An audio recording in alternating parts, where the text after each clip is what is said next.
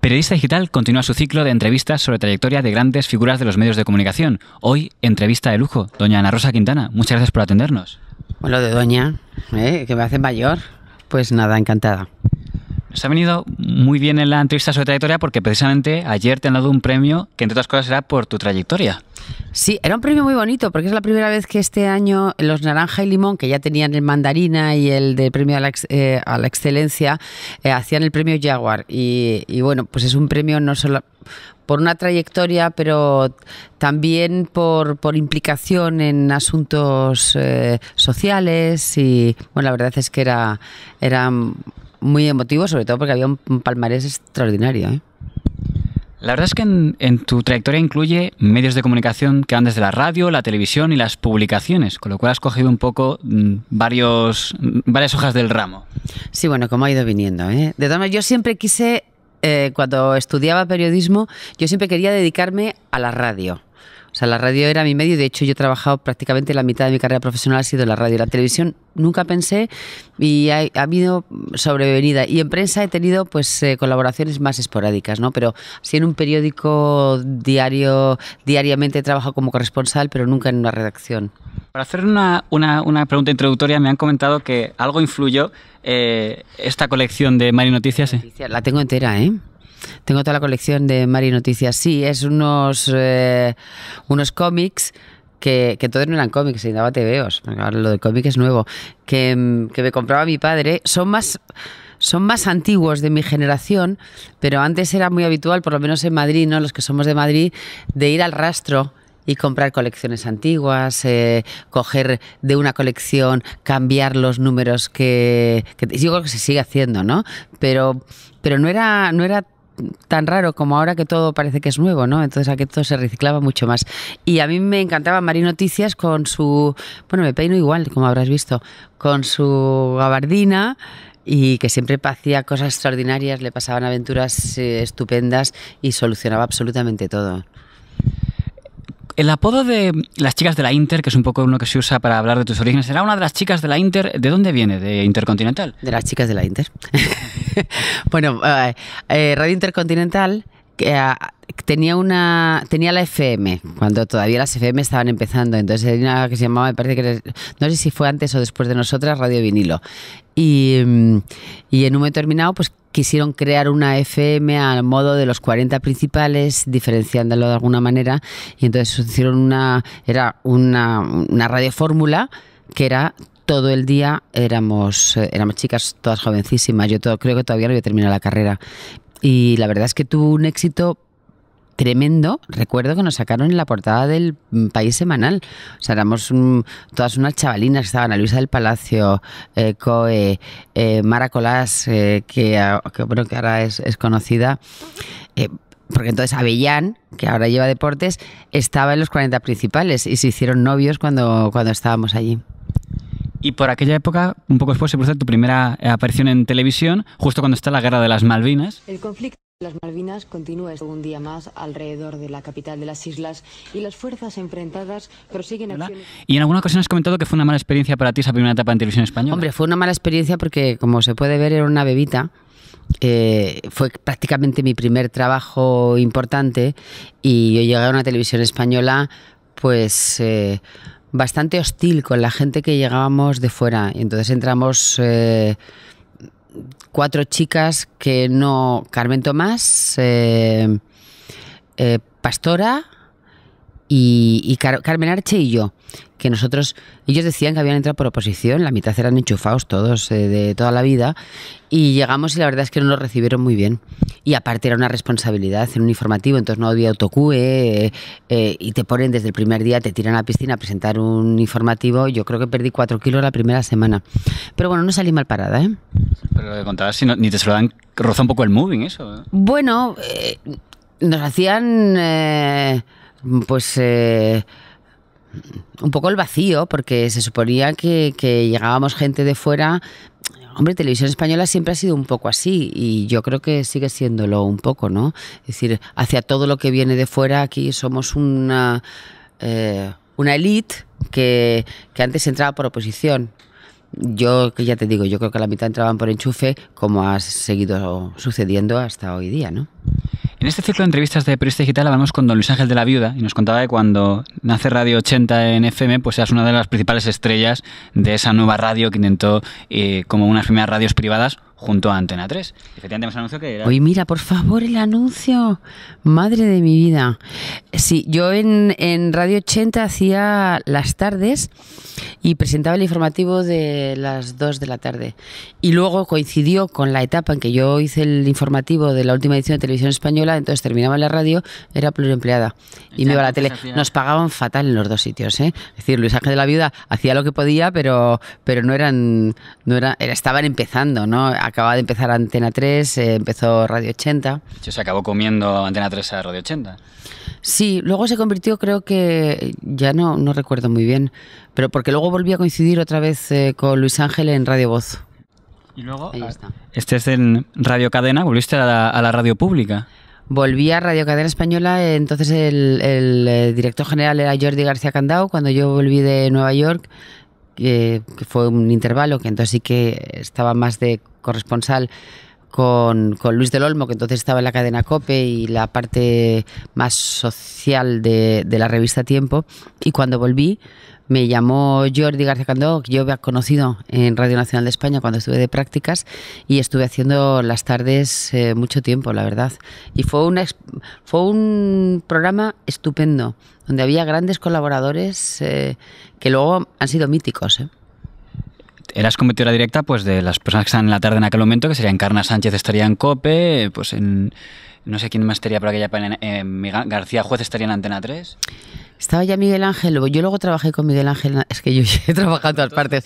No lo sé, no me acuerdo quién estaba exactamente haciendo las tardes en ese momento, pero nos funcionaba bastante bien. Estaba en ese momento, mi subdirectora era Virginia Draque y Elvira Lindo.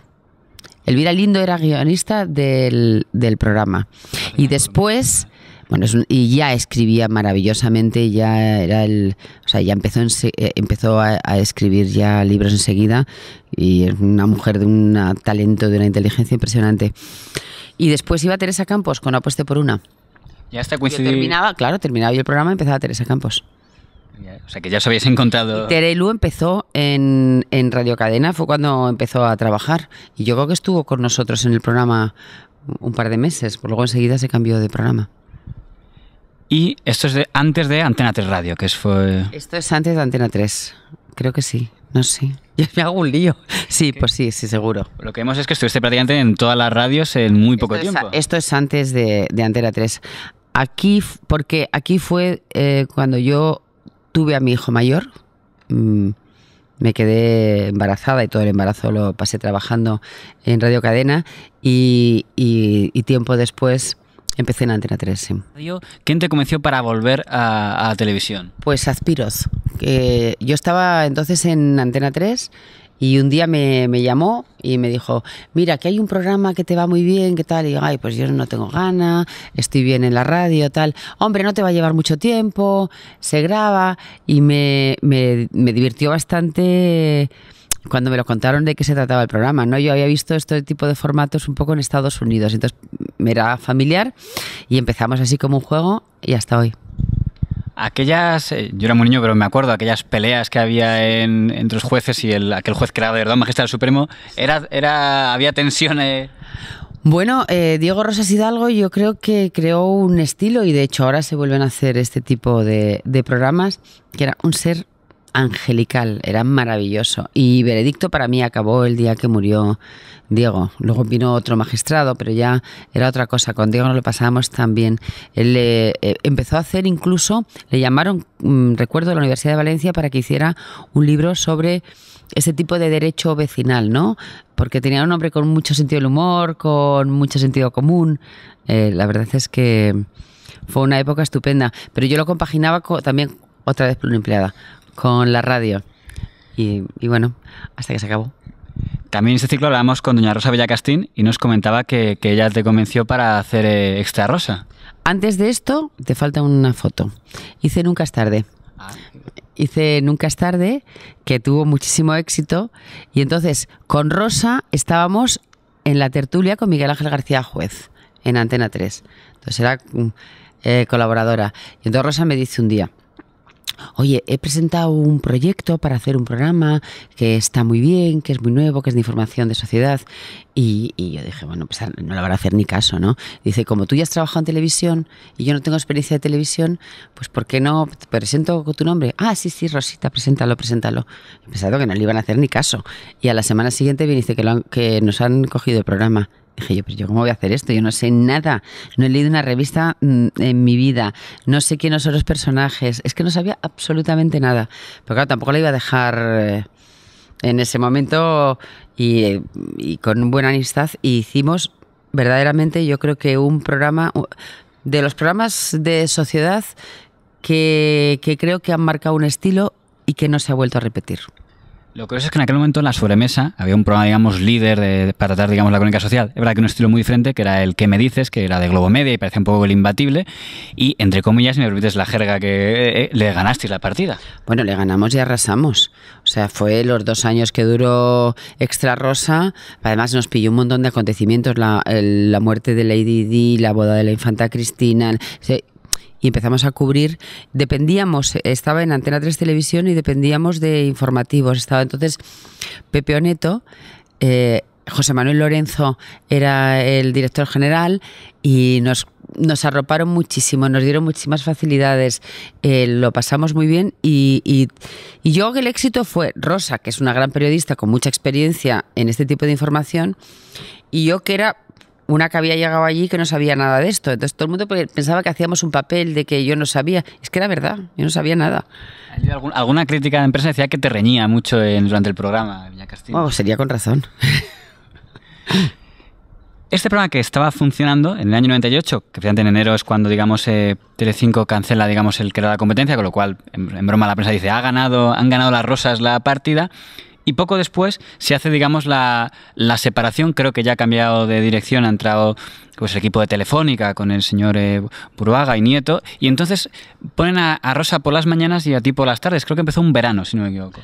Bueno, acabamos la temporada de Extra Rosa y entonces me pidieron que hiciera el verano. Yo me negué bastante, quiero decir, porque yo me quería ir de vacaciones. Llevaba sin coger vacaciones como 5 años y entonces pues necesitaba parar, pero hombre no, pero va a ser solo el verano. Entonces dije, bueno, pues lo único que os pido es que yo cuando acabe el verano vuelvo otra vez a Extra Rosa, que nos iba fenomenal, estábamos encantadas, iba todo muy bien. Entonces hice el verano y fue un éxito tremendo y entonces ya la cadena pensó, oye, pues duplicamos, ¿no? Rosa sigue con Extra Rosa y nosotros con Sabor a ti. Y bueno, esto que empezó en un verano, estuvimos 6 años. Tú empezaste a partir con la idea de que iba a ser algo transitorio. Además, diciéndolo, solo hago el verano y yo quiero volver a Extra Rosa. Me lo pasaba bien, era un programa que duraba 1 hora, era un horario muy bueno para mí, es decir, que tenía estaba muy cómoda. ¿En qué momento tomaste una decisión que han tomado pocos profesionales, aunque también ha habido algún precedente, como el señor Lobatón, decir, quiero producirlo yo? Porque inicialmente tengo entendido que era Josep Ramón Lluch el responsable. No, era el Lluch que era el director, lo hacía Martín Gala.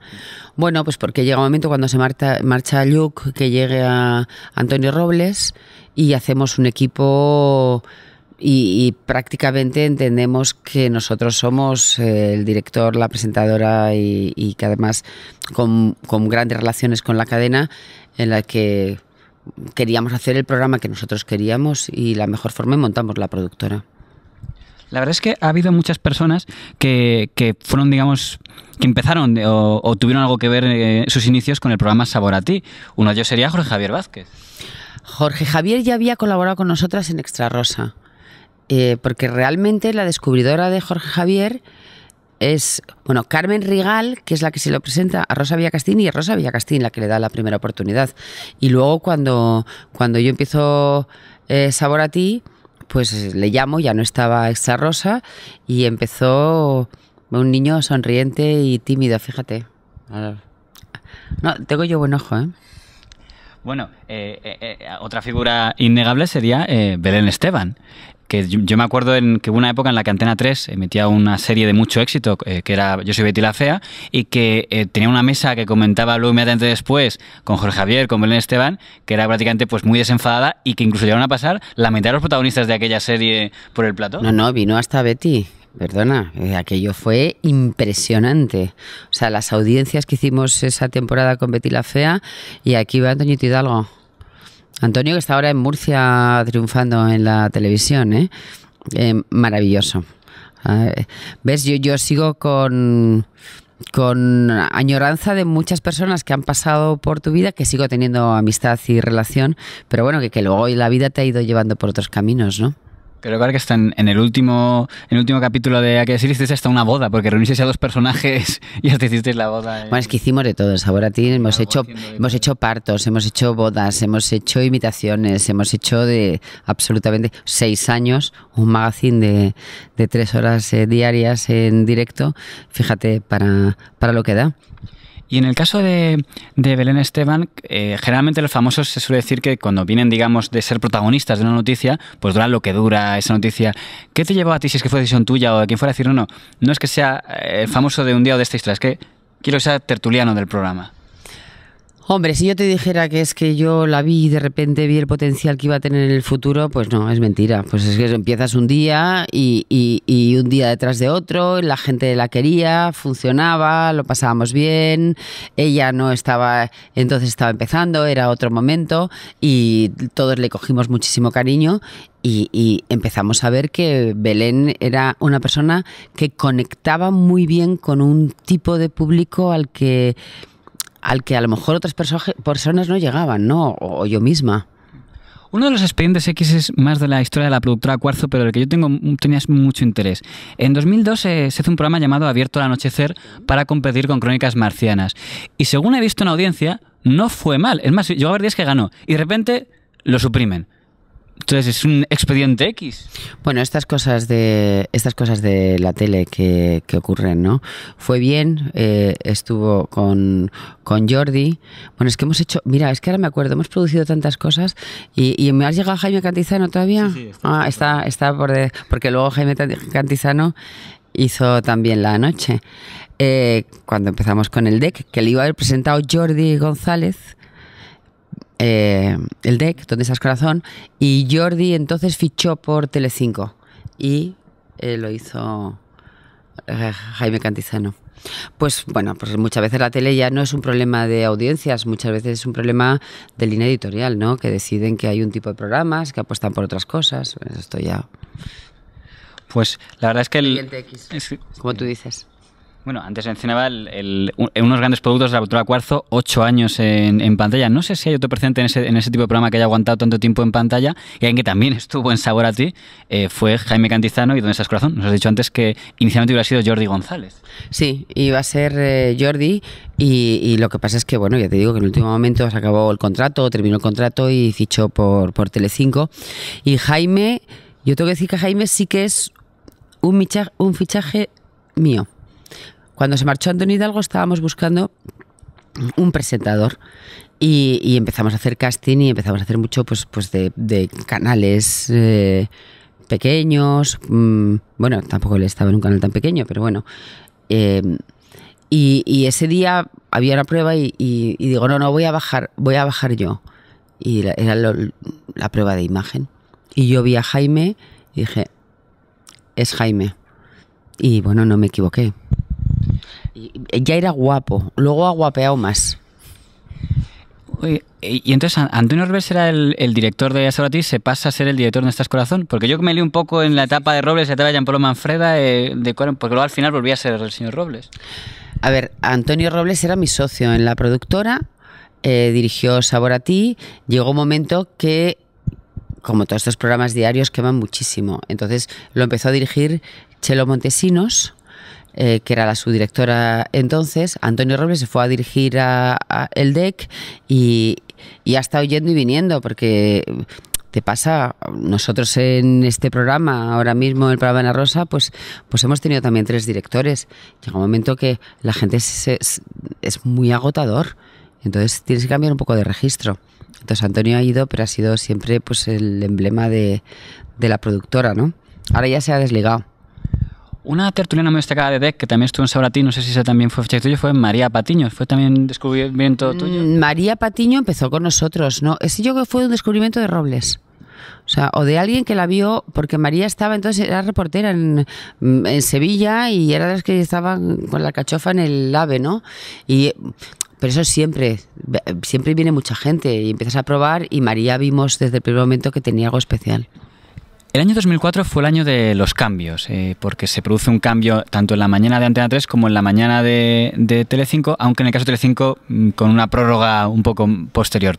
Para ir en orden, la señora Campos decide dejar Día a Día, que era el programa histórico de Telecinco, y casi a la vez se informa que tú dejas Sabor a Ti, aunque aún hay que escojas las mañanas. No, yo no dejo Sabor a Ti, ¿eh? Pues... Sabor a Ti me deja a mí. Quiero decir que Antena 3 decide no seguir con Sabor a Ti, y además acababa mi contrato. Yo tenía una cláusula que en diciembre automáticamente la cadena me podía renovar el contrato. Pasó diciembre y no lo hizo. Entonces, bueno, pues ya... Es que eso porque acaba de haber un nuevo cambio en Antena 3, porque había entrado Carlotti, ¿no? Sí. Y justo lo primero que hace es poner Donde estás, corazón, pero por lo que dices también quitar Sabor a Ti. Bueno, yo creo que Sabor a Ti ya estaba también, todos los programas también tienen una vida, es decir, que Sabor a Ti ya era un programa que había tenido mucho éxito, esa no había sido su mejor temporada, debieron decidir que ya había acabado su ciclo, ¿no? Y en ese momento también están negociando con Antena 3. Yo creo que también Carlotti piensa que no va a tener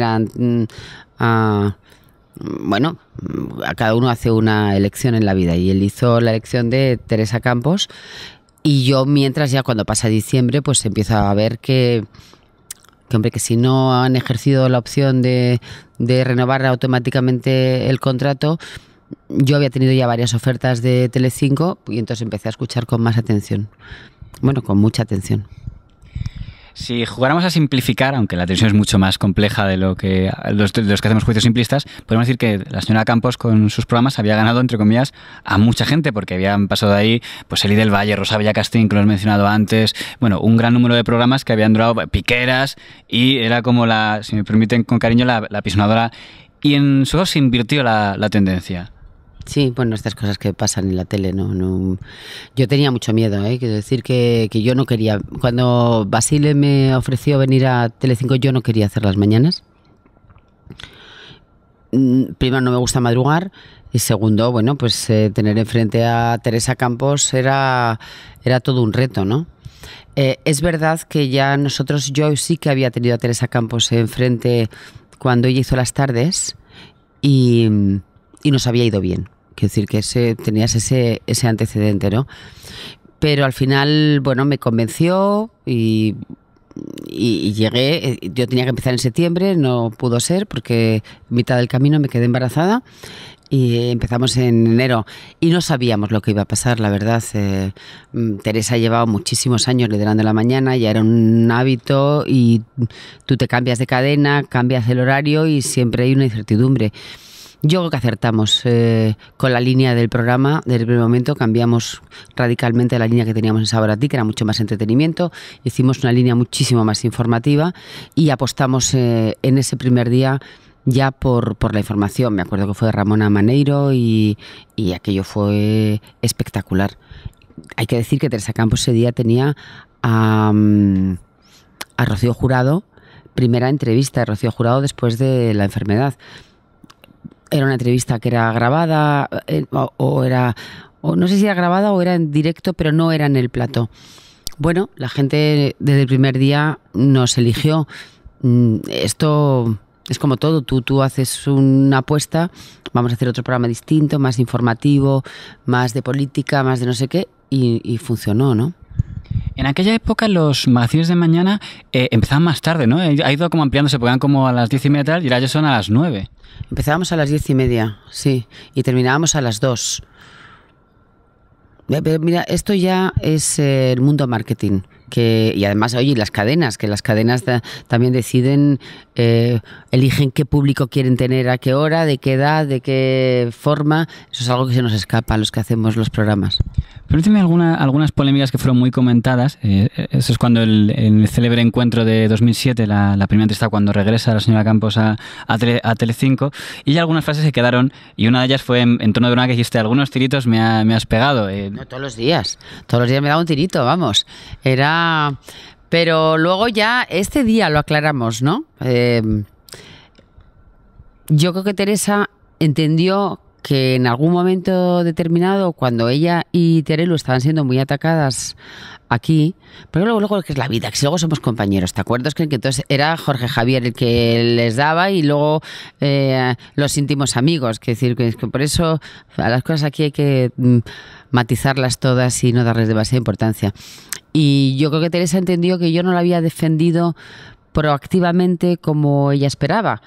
Yo le expliqué que mi idea de la defensa es cuando hay una cosa que no te gusta, que está en los medios de comunicación, si tú sigues hablando de ello, aunque sea para defenderlo, le estás dando aire y le estás dando vida. Entonces yo opté por no hablar del tema, ni bien ni mal. A ella eso no le pareció bien, luego lo aclaramos y bueno, pues ya. Esas cosas que no habíamos coincidido para decir, oye, tal.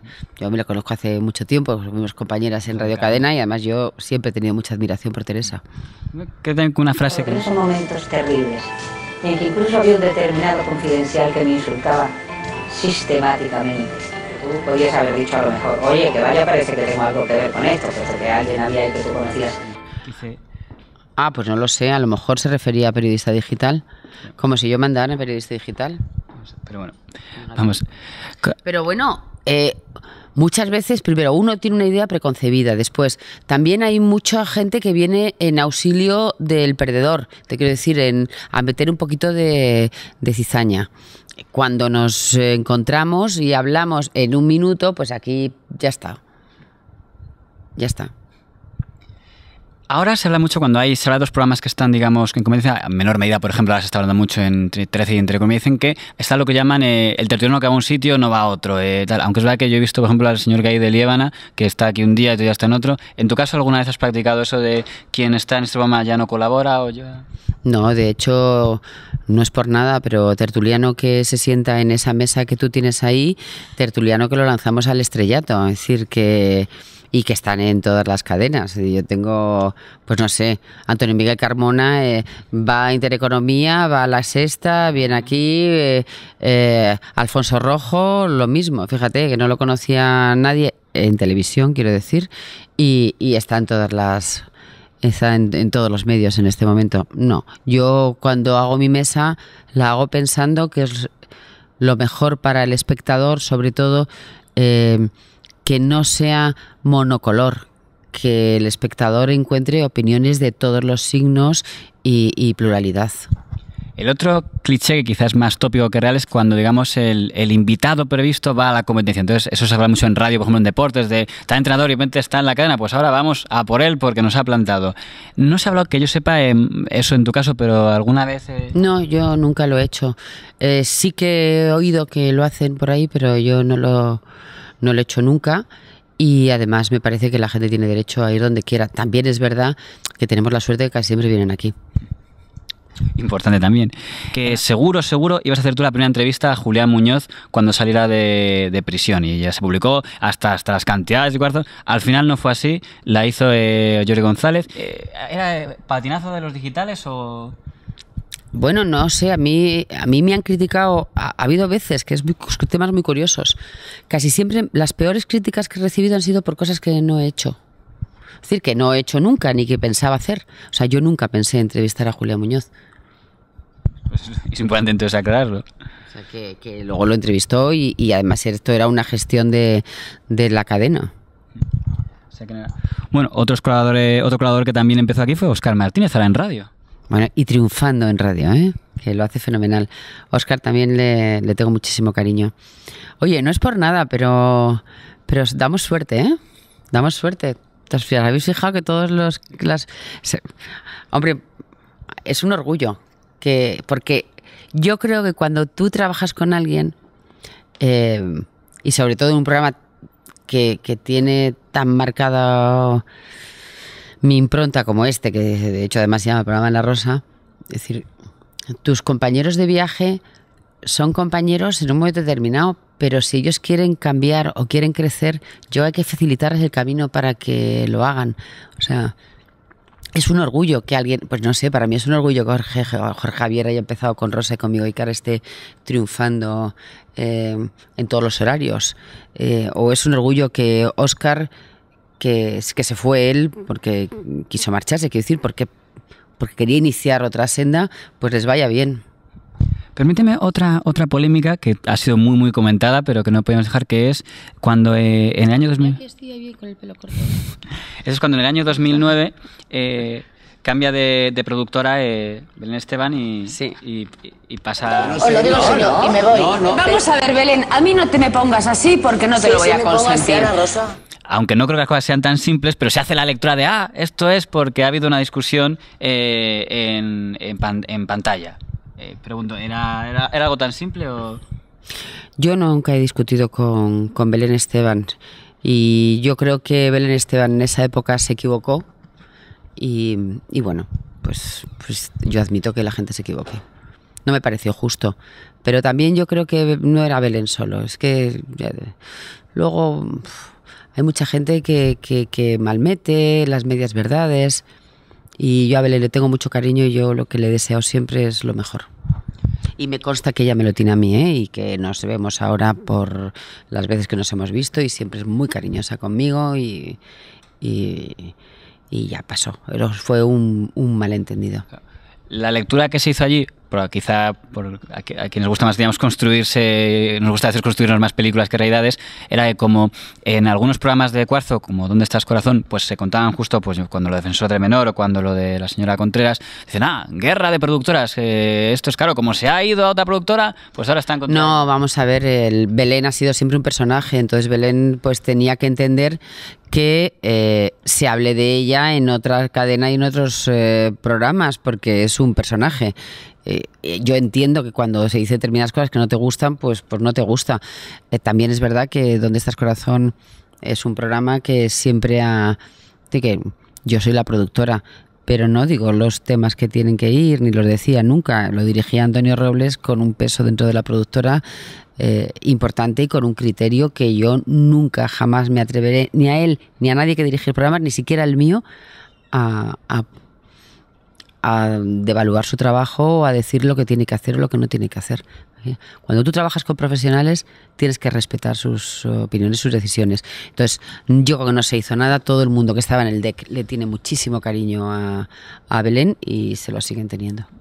Pues la que sería, digamos, la última de las polémicas, bastante reciente, que es en el caso de Santiago del Valle, que ahí lo que más llama atención, esto por ejemplo en el telediario de Elena Resona La Sexta dijeron que podríais enfrentaros a un delito de coacciones de hasta entre 3 o 6 años de prisión. El caso investiga si la periodista presionó psicológicamente a Isabel García para confesar en su programa. Podrían enfrentarse a un delito de coacciones. Las coacciones tienen una pena de entre 6 y 3 años de prisión. Sí, lo dijeron ahí, lo dijeron en más sitios, en informativos, en programas. Bueno, me parece mal, me parece injusto. Yo creo que en algún momento por esta entrevista me darán el Pulitzer. Lo que es llamativo aquí, y que es un poco un tema que a mí también me interesaba mucho tocar contigo, es la pregunta que tú reflexionares es si las declaraciones extrasumariales, por ejemplo, cuando se dicen en un periódico, me da la impresión, estoy siendo subjetivo, lo sé, de que se le da un valor como de periodístico. Dice, pues esto es... Y ha visto en prácticamente todos los casos, desde el 23F, ha habido siempre declaraciones extrasumariales de alguien que dice tal. Y cuando hace un programa de televisión, es juicio paralelo.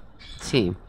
Bueno, pero esto hay que acostumbrarse. Cuando tú das una exclusiva, no tiene el mismo valor que cuando lo da un periódico. Pero yo creo que esto es una forma antigua de pensar que irá cambiando. O sea, el periodista es periodista en televisión, en radio o en un periódico, y las noticias y las exclusivas tienen el mismo valor. Pero no sé, yo no llego a alcanzar quién detenta la moral cósmica. O sea, Y desde luego mi moral no la va a detentar nadie. Una cosa que le comentamos a Nieves Herrero cuando hablábamos con ella era, si no da la impresión de que a veces los que trabajáis en televisión tenéis por parte de los críticos una especie de plus de maldad. Quiero decir, cuando saca una imagen muy cruda a un periódico o algo, pues dice, anda, que un documento, una anuncia, pero si lo hace un programa de televisión es, la audiencia, quieren audiencia. Morbo y la audiencia. Ya, pero bueno, esto, entre otras cosas, porque yo creo que el 95% de la gente que escribe televisión no ve la televisión, no le gusta. Entonces, eso es fastidiado. Y luego se habla de los programas muchísimas veces, y esto yo lo he comprobado personalmente, sin haberlo visto. O sea, porque te dicen, oye, el otro día, bueno, yo a veces he cogido una grabación y le he mandado, pero tú lo has visto. Entonces, cuando lo veas, opinas. Es que no se ve. Se toma menos... no sé.